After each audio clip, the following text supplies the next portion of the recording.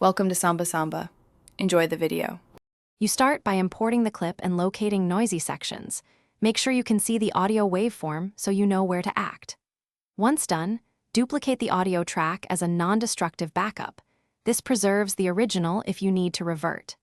Next, use the split tool to isolate sections with background hiss or wind so you handle them separately, and make a quick marker for each noisy segment to speed later adjustments. Now you apply VN's noise reduction effect and adjust the strength slowly. Start around 10% and increase to 40–60% only if necessary, because overdoing it makes audio muffled.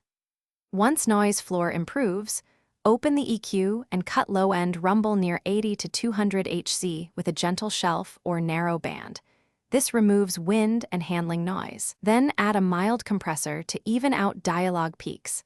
Set threshold around -20 dB and low ratio so speech stays natural. Finish by switching between processed and original audio with a /B comparisons. Listen on headphones at conversational volume so you catch artifacts. Make short fades of 100 to 300 ms at edit points to remove clicks or abrupt changes, and normalize or manually adjust gain so levels match across clips.